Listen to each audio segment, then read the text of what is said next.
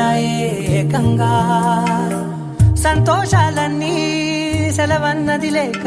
మనతోనే కొలువయ్యే మొత్తంగా